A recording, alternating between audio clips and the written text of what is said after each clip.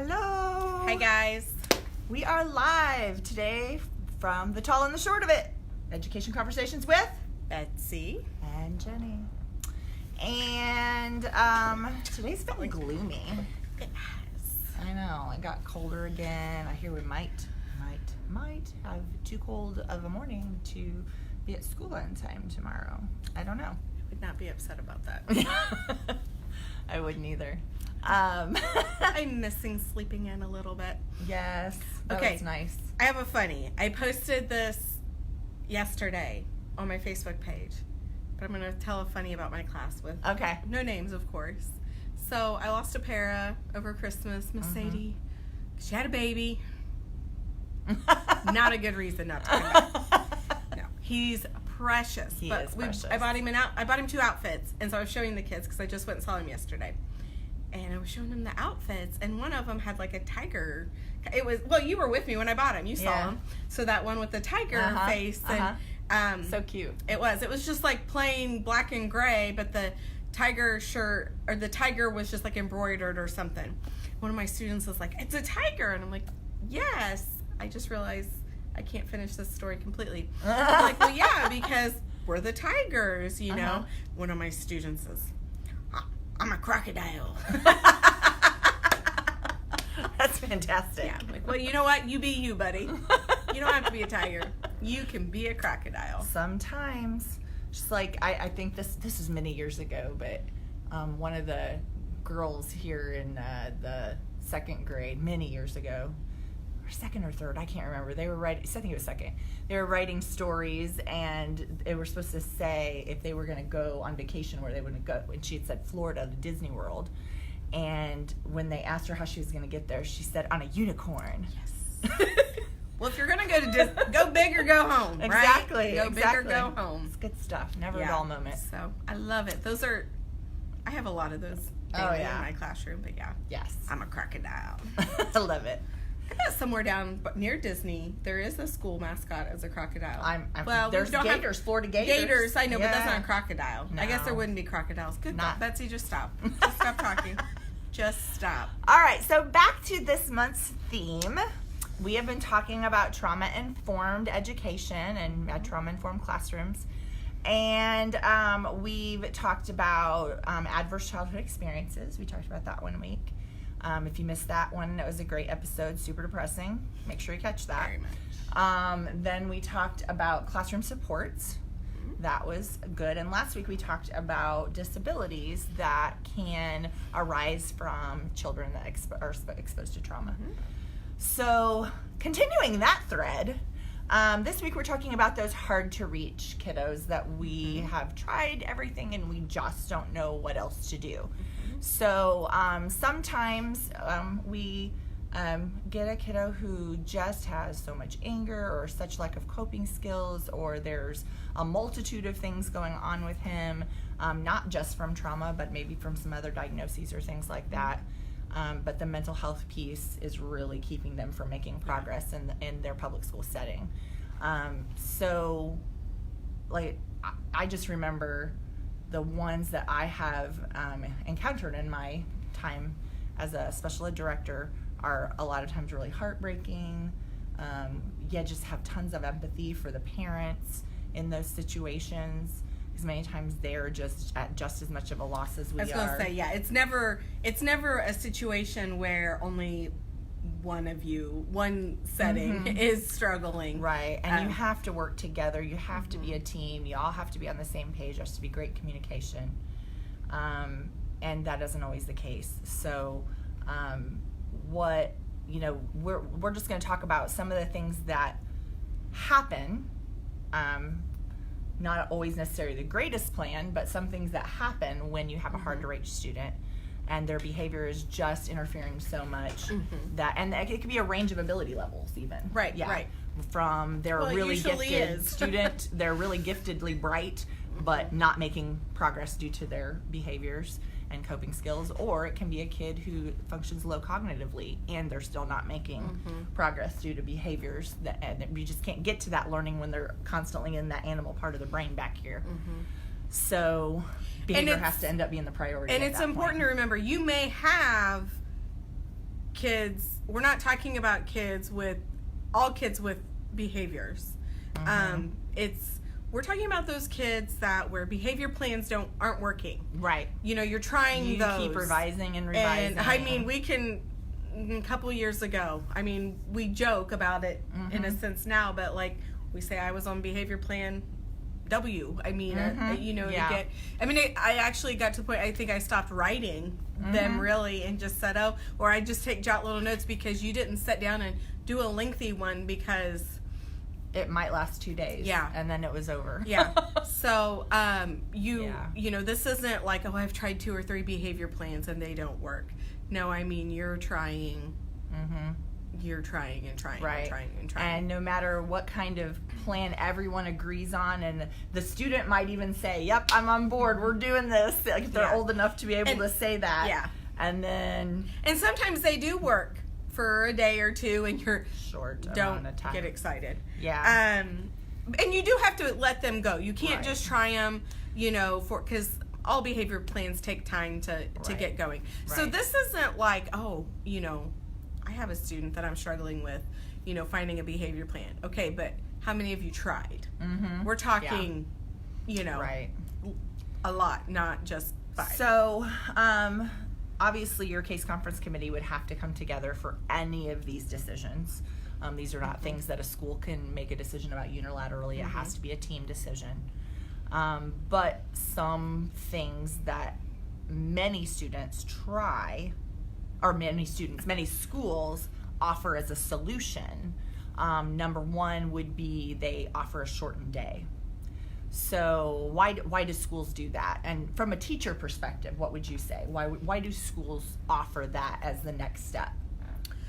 I would think that these students typically take a lot of time and energy, and it is very hard to sustain the amount of time and energy needed to help this student be successful. Right. So if you are shortening the day, it's more of a matter of, okay, we do really good until this time. They're fine until lunch.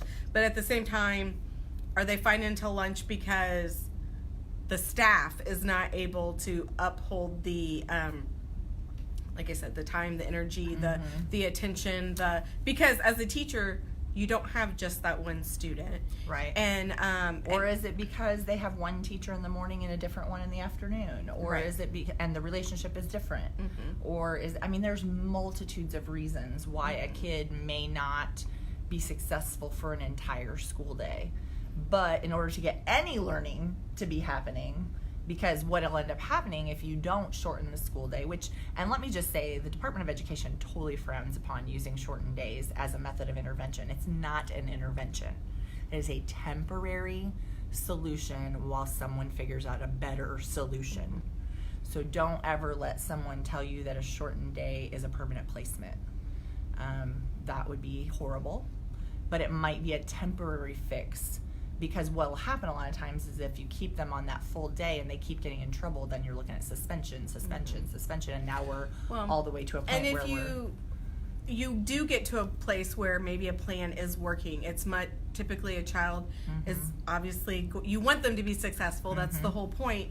And so they have the chances of them being successful for 3 hours instead of the entire day are much higher. So you build that success. And you want to have them have success.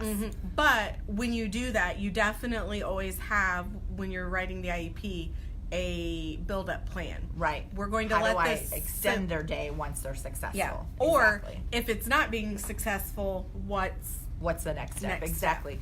And we understand completely what a stress this is on families. Families don't like shortened days because sometimes that prevents them from working as much as they want to because they don't have the childcare options. And a lot of times schools don't seem to have a lot of empathy for that. Right. So we totally get that. But at some point you have to look at, we got to do something, and usually that's the first step rather than removing them to another environment. Right. And it's a way to see, is that amount of time as well, is that too much of a stress on the student? Is that too daunting, I guess, for Right. them and stuff? So, I mean, you need to look at why you're looking at that. Are you Right. looking at that because you truly think it's what's going to be best for the child, or are you looking at it because, oh my goodness, we don't know what else to do? Absolutely. And the other piece of that too, and we'll talk about that with the next two as well, is that let's say the child does really well for the morning, but then always gets in trouble in the afternoon. So we shorten their day to mornings. Well, then they're doing really successful in the mornings. Well, they always were. Yeah. So what are we doing different as we extend the day then in order to teach the coping skills needed to handle the afternoon? I mean, if we just shorten it to, it's just going to look like they're great. Yeah. Because they were doing great in the morning anyway. So you have to address the real problem and not...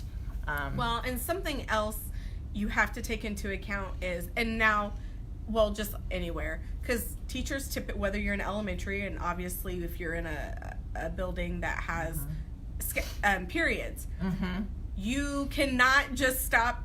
Look, you can't be like, well, they're going to come for these first four periods, so they're not getting science and math in the afternoon. Because, so you have to take that into account as well. Especially when they're earning credits. Right. Because you only have so much time in the 4 years of high school to earn credits. Well, and if they're in the elementary and they're missing, math, they're going to be behind and they're going to be struggling more when they come back if you're not taking that into account and right. trying you have to when figure you that out. do that, you have to make sure they're still getting the core subjects. Yeah. Which is, for sure. I mean, it's hard. We're sitting here saying, like, it's not ideal. This is not something you want to look at. And that's why it should always be temporary. Because that in itself is hard because as a teacher, you're still teaching all these other kids as well. Exactly. So another thing that comes up as an option that schools go to, usually after shortened days. If shortened days still aren't working, usually their next step is one of two options, either homebound or alternative school. So we're going to talk about those two next. So let's talk about homebound first. So homebound services can mean different things in different districts. Just let me put that out there as a disclaimer. But usually it means that they are meeting with a teacher for their services just a few hours a week. Not full school days, and usually not even on site. So some schools have a neutral location where their students meet the teacher for homebound. In the case of like a doctor order for like different reasons and the student can't leave their home, sometimes it's at the home. But that's not usually the case. Many times it's after school hours if the school can't arrange it any other way. So because you have to remember, if a teacher's providing this, they're with teaching students, during the day, they're teaching, so they may have to go to the home after school. But it's only a few hours a week usually. I've never heard of it more than 5 hours a week in a district, and most districts it's usually 3. So that can be different depending on the severity of the disability, depending on the services the child needs and the therapies and all of that kind of stuff. So usually homebound is one of those things that's also a temporary placement while we look for a better alternative. Homebound should never be a permanent placement for a student. That would be extremely frowned upon because, again, they're not going to learn the coping skills in a homebound session necessary to return to the classroom. So, and like you said, again, you're building. Typically, though, oftentimes when you come from homebound, you also then, if you're looking back at reentry into the school day, you typically, a lot of times you'll see a shortened day because they've not been in school. They've not, but your goal is to build when you get used to only being at school an hour a couple times a week, heading back in at 8 hours or 7 hours a day is usually a disaster. But again, so you have to do that kind of gradual. You work on, and luckily, my recent experience with that has been fantastic. But I'm not the one that put the kid on homebound, so it wasn't my decision. Yeah, totally different district. So so homebound services, like I said, is definitely not ideal. It's hard to earn credits if you're in high school. It's a lot of times you'll hear about it mostly used for kids who've been expelled, but they had an IEP. So they have to be provided with services outside of school during the expulsion. Any child who has an IEP is entitled to their free appropriate public education, even when expelled. So schools have to provide homebound services to those students when they're on expulsion. So that is the usual thing that homebound is used for. But sometimes it's used while we are looking for a better option, if it's that severe of a behavior. All right. And then, a lot of times that's kind of about safety. Yes. More for like that student and others. Right. You know, but right. the safety. The student could be a danger to themselves or someone else. But that's usually a pretty, when you're looking for another option pretty quickly. It's not like, because nobody's sitting on their hands. When you're talking about safety, you're doing, Exactly. So, alternative school is the other one. A lot of high schools have their own alternative schools, or districts or co-ops or different places like that have an alternative school. Most alternative schools are mostly for credit recovery purposes, for maybe a student who had a baby and she needs to make up credits, or a student who just has a few more credits left to go and they'll be done, but they got behind. Maybe they're in a 5th year of high school or something like that. So there's a lot of credit recovery options that are that happen for alternative schools, but a lot of times they get used as, you're not being successful in your regular classes, so we're going to put you on alternative school. They can be half-day or full-day programs, depending on the need of the student and what the agreement is with that alternative school. They usually have very strict rules about attendance and tardies and things like that. And they usually don't interact with the other students in the building. If the alternative school happens to be based in a high school, they usually have separate lunch. And actually pretty strict expectations for the daily, the amount of daily work. Exactly. And most of the time, alternative school does all their work online. So that introduces a whole nother can of worms into a student with an IEP. Is the student capable of doing online courses with only the built-in supports that are available to that course? Or do they really need more support than that? Are they better at learning from a video or more hands-on? Are they, you have to look at how the child learns best. There's so many people out there that think, well, my child doesn't like his school, my child doesn't like this, my child's not doing well at school, so I'll just put him in an online school. You need to understand that the data surrounding special needs students in online schools is horrible. Like, less than 5% of students with IEPs do well in online education. And the ones who do have families who provide up support for them while they're doing their online education. And the student is usually self-motivated by the online education, and really wants to do well in it. Keep yawning, I'm sorry. Yeah. It's okay, it's been a long day. I'm not bored. And it's gloomy. So, yeah, like, online school is probably one of the biggest decisions. I mean, if you choose that as an option, and I'm not saying that all online schools are bad, I'm just saying that they're usually not the best call for kids with an IEP, especially kids with reading issues. So, and behavioral issues. Well, and it's just, I think that the support, the one-on-one personal or small group, even that is not there. Their access to a special education teacher is going to be very limited.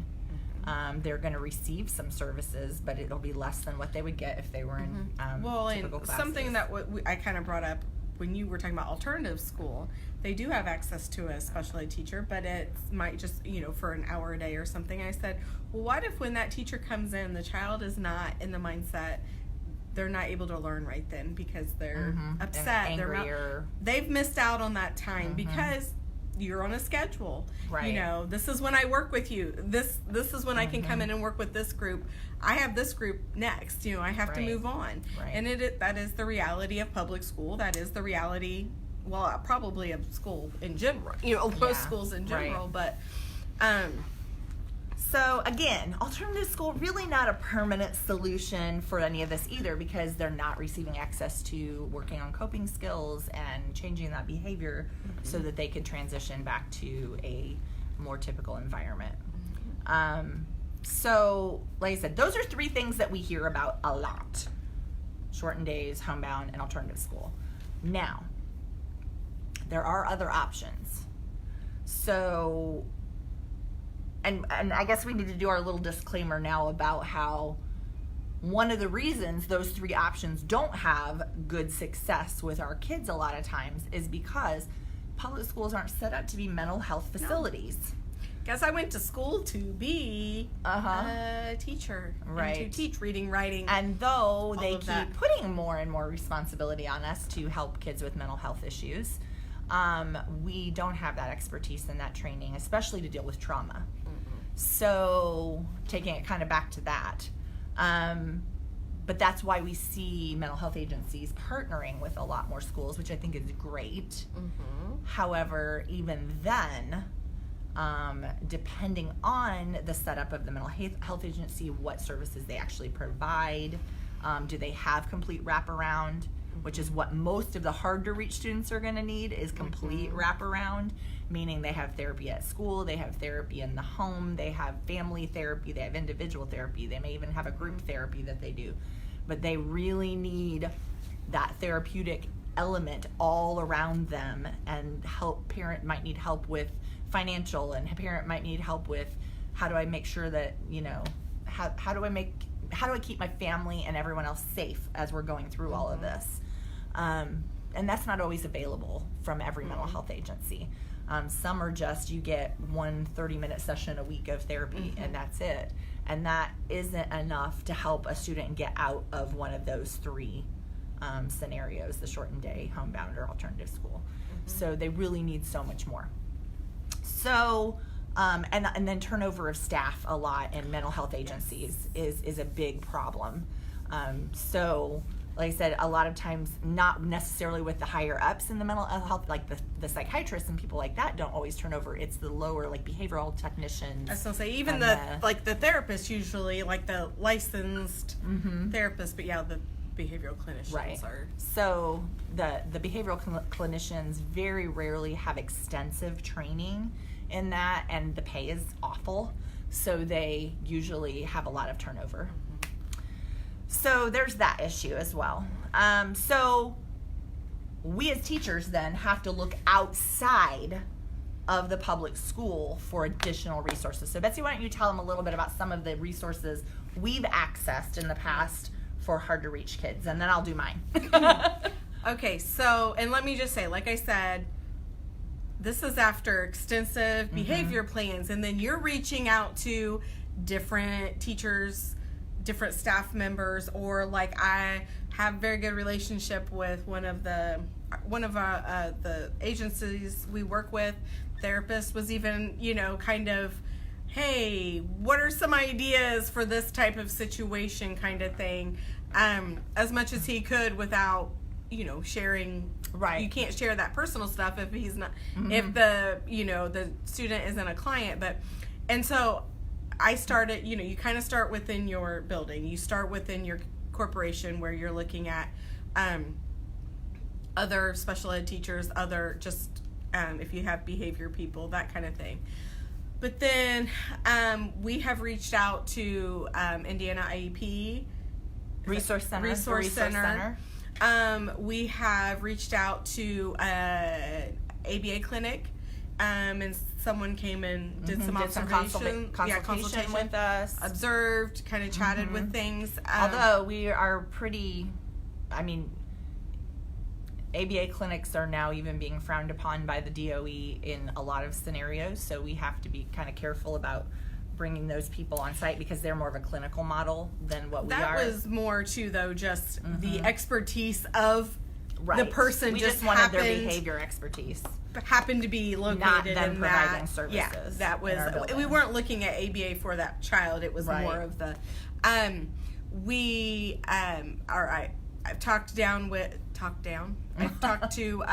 They're down in Bloomington, which is why I said that. Kathy Pratt, Melissa Doobie. If you don't know those names, Autism Resource Center. They're amazing. And I want to say this, guys. I've mentioned ABA or someone that worked in an ABA center. We've talked about autism. Your child doesn't have to have autism to reach out to these places, right? Yeah, they're behavior experts. I'm actually reaching out. I'm talking with Melissa Doobie now for a student who is not autistic, and so they're just they just know their stuff, and behavior is behavior. Behavior is communication. Yes. It's the same. So also, and here's the thing, like when I have my very first time working with Melissa Doobie, we actually never met. I've never met her working with her, but we've spoken on the phone and through email. She helped me with some behavior plans they years just ago. often have a different it's through a different lens or different set of eyes on it. Yes. Exactly. But we also have... We reach out to Patents, to the Patents Project. Wonderful ladies, like I'm going to give a shout out to Jessica Conrad, who's there, who does amazing assistive technology evaluations to help with things. Well, we've even we've done our evaluation as a school, the educational evaluation. And even we can say, okay, well, let's do this test. I'd like some more. We want all the information we can get, if for no other reason than to educate us on making those things help us plan and make better decisions. But sometimes there are even tests that we can't give. Yeah, that a school doesn't or isn't able to do, but we need that information to plan appropriately for that child, and we're all stumped, even school psychologists or whatever. So we have gone to outside evaluations through places like Children's Resource Group has been one we've used. And when we say that we've done this, it's not like nothing against these people, but this is their job. It's not like they do this out of the goodness of their heart. We pay a lot of money for this stuff. The school is paying for this, okay? So no cost to the parent. This is something the school is paying for, but it's also not something we, like I said, we jump into. We show that the data that, okay, we've done this, we've built this. We don't know what else to do at this point, so we have to reach out. And by the way, other resources are books and websites. I research... Oh my gosh. Hi, Jake. Hey, Jake. I'm going to tell you right now, especially your special ed teachers, they read a lot. Whether it be books, websites. I wish they did more audiobooks of the books we listen to. I know. That would be so helpful. Yes. Somebody get on that. Yes. And then, sorry, I'm trying to think. Is that it? Have I thought of them all? I'm sure we haven't. We've reached out to we've honestly local experts on things like RADS or we've probably even reached out to like professors at universities. Professors, yes. We have interns come from a college near us, and I know they reach out to their professors who absolutely. So I'd ask other directors, directors of special education. Sometimes they're a wealth of knowledge of things I haven't tried. Yeah, and they know of people I don't know. So there's always somewhere else to look, and that's something. And I have often said to Jenny, I'll come and say, okay, this is what I've done. Where else do I go? Where else do I look? And I have often said, I don't mind researching. Just tell me what to research. Tell me where to look. Give me some more ideas. And that's when often once I've exhausted my resource, library of where I can look. Circle, Jenny's and circle, then Jenny's is and much then outside of Jenny's. Right. Since Jenny can talk to all the directors and I might reach out to other teachers outside of my school corporation. Right. And say, that I know have done, similar things or might have come across something like this, like, hey, there's listservs and things like that too, where you can ask a question and people will give you back instant responses. That's pretty helpful too. Yeah. So like I'm saying, like there are so many outside resources, and I haven't even. We've tip of the iceberg is where we are right now. Exactly. And that's just in our state. Right. And I'll be honest, we're lucky, and our state really isn't all that big, in the sense of we can call people down, a few hours. Sure. We can explore all options throughout our state, not all state, Right. But they will also vary state by state. When you have university, you're lucky if you have universities near you. Yeah. And we have multiples. So like I said, there's always somewhere else to go, right? Now, when you've also reached out to all of these places and you're still struggling, or just the ideas that were given to you didn't end up working, there are still two more things that you can consider. One of them is a day treatment option, and the other one would be residential placement. Now, no one makes these decisions lightly. No one wants their child to have to be in a therapeutic placement. But some kids really need a therapeutic placement. I will say, as a teacher that has been a part of kind of that decision, that's hard for us as well, because you don't want to admit that we just can't do this. That I'm not the right. Yeah, I just keep thinking, no, I just haven't found it yet. I just haven't found it. And that sometimes, no, I'm a teacher. I'm not a medical, a mental health professional. And I just have to give a huge, huge shout out right now to the Anderson Center at St. Vincent's over in Anderson, Indiana. Their day school program, their therapeutic day school program is top notch. If you are a school who has a student who you'd love to still be able to live at home, but be able to attend a therapeutic day treatment program, check it out. Call over there, ask for Christy Lannon, talk to her. She'll explain everything. And as a parent, you can look at it, but your school would be the one that would have to reach out to get more information about how that process works. But they are top notch. They provide your child's education. They provide group and individual and family therapy. They provide medication regulation. All of that is done within one program, with one team, all working together in collaboration with your public school, so that once that child has developed the coping skills needed, and it addresses the pieces that those other options don't. And it can literally save their life. So, like I said, once you get to that point where you're like, if we don't do something, this child's going to drop out of school and he's going to be in jail.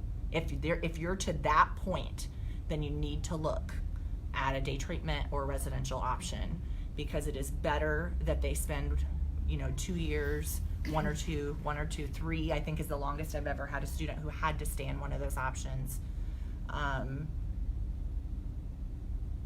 If you don't do it, then you're looking at so much more trouble coming your way later.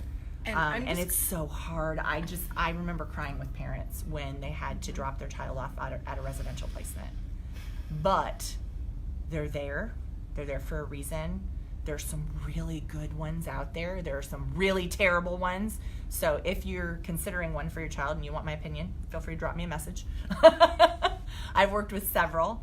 But there's some really good, caring, amazing ones out there too. And the goal again is I don't want to say we'll call this is not a permanent solution, in that the goal is always to come back and have them be successful in public education. Right. In the public But if school. your child is needing a lockdown facility where they can't run or they can't escape, so that they can really be treated and really get the help that they need.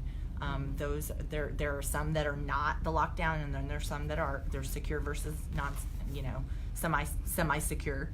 There's always security, but there's a lot of options out there, and don't count it out. You could literally be saving a child's life. It is a very hard decision, but I think it's good that it's such a hard decision. Right, it is good.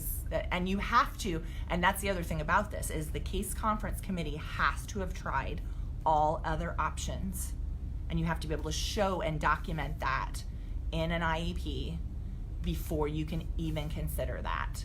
So just be sure that, you have to try everything. I've tried everything, and here's all the things we've tried. And this is the data we have that shows it still wasn't successful. And like I said, it makes you guys look really terrible, and it makes the kid look like they have a lot of challenges, but that's what's needed in that IEP. I always tell parents when I have to write an IEP for day treatment or for a residential placement, don't get upset with me, because I'm going to try to make your kid look as bad as possible in this so he gets in. But that's not because and it's all true information. I just put it in a way so that it makes them be able to get that application accepted. And what I'm talking about when I say application is that when your school system and your superintendent have to be on board with applying for these things because they cost a lot of money. Now, again, it is no cost to the parent because every child gets a free appropriate public education. But some of the day treatment and residential facilities cost upwards of $350 to $400 a day. A day. Yes, I said a day. And your school corporation will be on the hook for some of that. And there is something that your school corporation can apply for called excess cost funding to get the rest of it paid for. Our state designates in their budget every 2 years a line item for excess costs for residential and day treatment placements. So just know that your school does have access to try to get those, but here's the kicker. It's scary when you apply for those because if the state says no, you did not do a good enough job trying all the options first and you did not write a good IEP for the student, the state can say, no, we're not giving you the money, and you still have to send that child to the facility and your school corporation is on the hook for the full amount. You can't take it back. So just know when it gets to that point, you better be sure that this is what you need to do for this child to help them. And you better be sure you've tried everything, you've documented everything, and you've written an amazing IEP. And again, I welcome any special ed teachers, directors, anyone out there watching this who says, I have a kid that you're describing them perfectly. I think I need to do this, but I've never written one of these before. Call me. You can find me online and you can see what school corporation I work for if you go to my personal page, and you can give me a call and we can talk about how that works. So, like I said, there are And she's options. the one for that? Yeah. Yeah, she doesn't Don't write call those me. applications, I do. So, like I said, I just want everyone out there to know that there are options for kids that are hard to reach. Let me say this too. The reason why I have not been a part of that is my kids haven't been old enough. Yeah. There is typically a age they have to be age there requirement. There are very few programs for tiny ones. Mm-hmm. And it usually takes a while to go through all the options. Yes. And I will be honest, for the most part, while it's been hard, I think at my age level, it is maybe a little, I don't want to use the word easier, but I think you can find options that work. Right. Maybe, I think that the problems that they get so upset about maybe aren't quite, I don't know, at that age, their brains aren't, processing the things. So anyways, for the most part, we've seen hey, this might be something and let's prepare, we're documenting, we're doing this, but at the same time, you're always hoping that one of them's going to work. Most day treatment programs and residential programs aren't going to take kids younger than about 8 years old. That's about the lowest you'll find. If you find some that take them younger than that, I don't know where those are. You're in a different I don't know state, where. that's for yeah, sure. I don't know where those are. So, and just know that some facilities will only take kids with a certain IQ. If they don't have an average IQ, we won't take them. Or if they don't have a certain diagnosis. So you have to really look into the different facilities and make sure that the student qualifies before you try to apply for it. Yeah. And I always try to get a pre-certification letter from that facility before I even do a case conference on it, saying that yes, this kid qualifies for this programming and we're going to have a bed available maybe. And guys, we've visited, and I have been a Always part of visit. that. Make because sure you if feel I've comfortable. been a part of if I've had a student and been a part of it, I have been they may not be on my case, they may be out of my building, but I have still kind of helped and continue to be a part of things. But so we have visited some, and it is hard to do that, even though. But going through that process of good. visiting with the parents and letting them know you support them through that decision makes all the difference.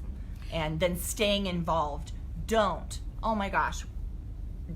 send a kid to a residential facility and then never talk to the school. Guys, we've talked a lot about relationships Oh. with students, but you also have to have that relationship Check-ins. with those parents. You have to check in with the parents while their kid is there. How are things going? Are you happy? Do you have any concerns? Do we need to meet again? You need to be on top of that and let them know that you're still there for them. And I know we're going long today, so we've got to wrap this up. I'm subtly Listen, behind her can going Can under. you tell I'm super passionate about this? I'm being subtle, but underneath here. But now you know. Because, well, and one last thing about this situation is then when that child is ready, the greatest part is when that child is ready to transition back to your school and you have that meeting and we talk about how we're going to transition back and how awesome it's going to be and all the supports that we've been preparing for you to come back, and we're so excited for you to be there. The teacher from the beginning finds a way to go over and visit them and pop in, and you're just like, how and you get to amazing see them. is that when they come back and they have developed those coping skills and they are doing amazing, and then they graduate. Yep. So, like, all of us do the happy dance when we there will have those be successful tears of transitions. frustration and sadness in the beginning, but there will also be tears of joy and proud. Exactly. And or whatever. like I that said, word, I have being parents that it was so hard for them to make the decision to go that route in the beginning, but they say, oh my gosh, I don't know what I would have done without this place or without this placement. Okay, before we go, we've kind of talked about this. I didn't tell you I was going to talk about this. But guys, we've also kind of chatted about, we know we're going on right after school because this is when we're together. Right. Would you guys prefer us to do it maybe on a Sunday? Do it later in the evening. We may not be together, but we FaceTime together. We might be together. Let us know because maybe we'll put up a poll. That would Can be we good. put up a poll? Let's do a and poll. see what time of the week we could get the most engagement. Because we want this to it's called Education Conversations. We want conversation, and Like I we said, have it seems conversations like me and all the- Betsy and Jake are talking every week. Yes. We love you, Jake. Thanks for being here with us. Somebody else is on too, but I don't know. I know. who. I don't know who it is. It didn't So, pop up. let us know though, because and we can mix it up. I mean, whatever. But like I said, I know. Because we did one later. We couldn't be together. There's a snow day or something. Yeah. And we just FaceTimed in together. I'm your biggest fan. Oh. And we had so much engagement on that one because it was later. So, like I said, if there's a better time, we'll put up some options and see what would work best for everybody. Just because we want to get. I can't wait for the day when I look up and I see 27 or 50 up there. The people are watching. I'm excited when we have 10. I know. Won't that be fun? Now, because we can tell you guys are watching. We know you're watching later. We can see our views. We see our your views, engagement. and we are super excited about afterwards. But we want to talk to you while we're While you're here. Yes. We want to see comments rolling. I want you like squirreling her over and over again where she's like, what'd they just say? What'd they just say? Do the whole thing. And that would be just so exciting for me. I'm so much better at multitasking than you are. You can't talk and read. Ah, that's true. Here, I just That's said why that we make about you, and yeah. it probably would be me. It would be you. I'd have to read and be like, no, this is what it says. She can't multitask for anything. Strengths and weaknesses. Yes, that's why we make a good. That's why we make a good team. That's right. All right, guys. I'm watching you or your intro. I like it. All right. Well, we are going to sign off for this week. Next week is teacher. It's the last one. Oh, that's right. Next week we're talking about teacher self-care when dealing with students who have gone through trauma. Because teachers, we know that you take a lot of this on yourself. So we're going to talk about what you can do to take care of yourself. Sorry, I'm laughing because we had a little bit of that. Like, I know. So, but yeah, that's maybe we'll talk about that next week. We just might. I don't know. We'll see. It'll be up to her. So next week, teacher self-care, and then we'll be moving on to our February theme, which we're going to go back to the other topic we gave you last time. Well, maybe we should discuss that still, because our other topic was all things preschool. You want to talk about all things preschool? I want to talk about all things preschool. Let's do it. Let's do all things preschool for February, and then we'll give them 2 more topics to choose from for March. Okay. All right. So get those questions ready about preschool to give to us after we do your teacher self-care next week. All right. Signing out from the tall and the short of it. Bye, guys. Stay warm. Oh, wrong hand. Stay warm. I get so confused when it's backwards. I know. We need a bloopers reel. Yeah.